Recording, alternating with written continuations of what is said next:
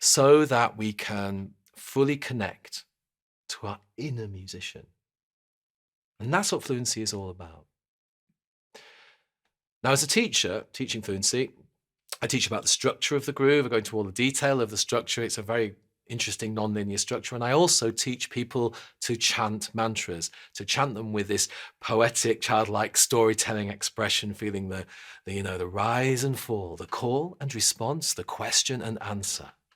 And these mantras, practicing saying these, chanting these mantras in this way is a perfect practice for connecting our inner musician to our fingers and also to our language-based thinking, our thinking minds.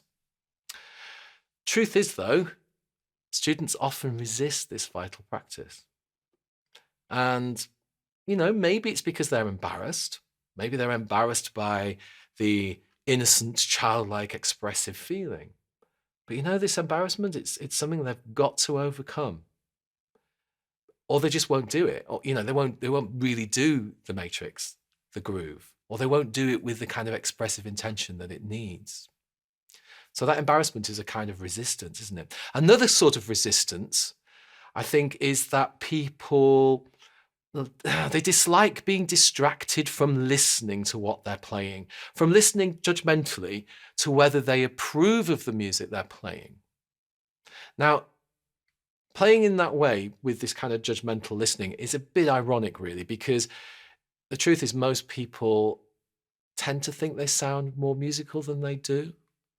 Because they don't, it's difficult to hear accurately how we sound when we're listening in that passive kind of way, listening judgmentally. And it's because we don't hear, when people play in that way, they don't hear the music that they're playing so much. They hear the music that they would like to hear in their imagination. They hear what they think they sound like.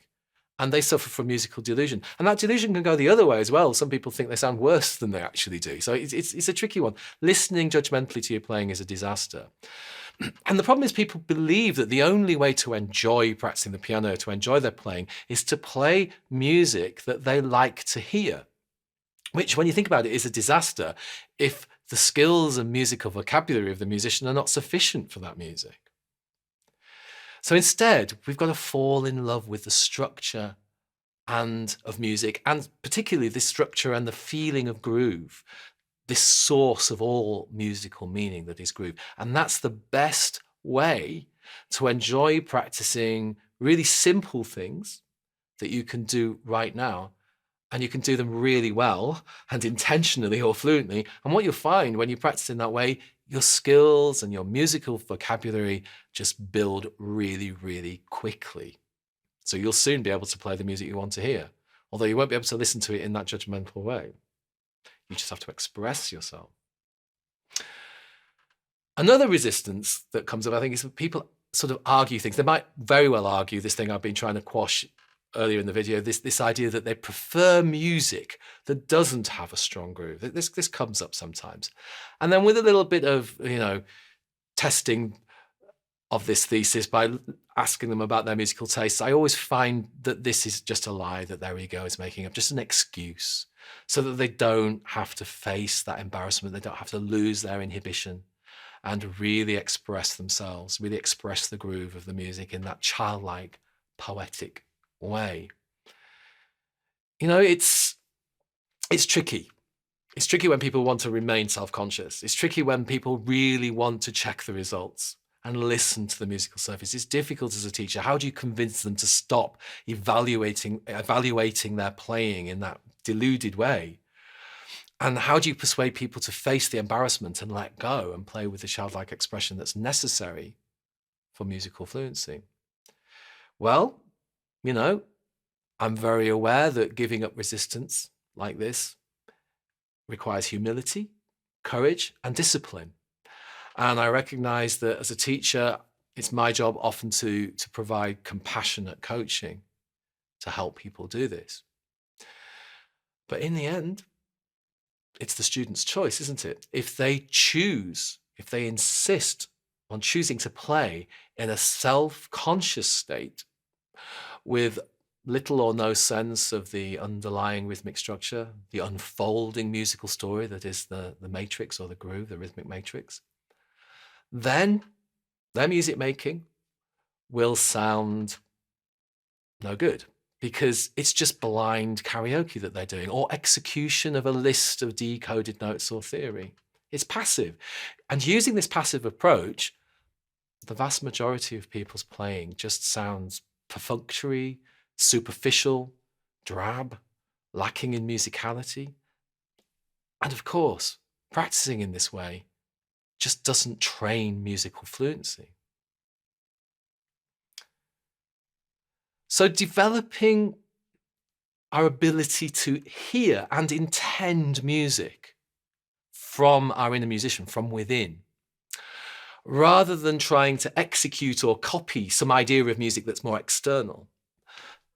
That's the foundation of musical fluency. And getting in touch with our inner sense of groove, our inner sense of musical poetry, if you like, storytelling, this rhythmic rise and fall that is musical sense or a kind of musical logic. Getting in touch with that is absolutely essential for training fluency in the language of music.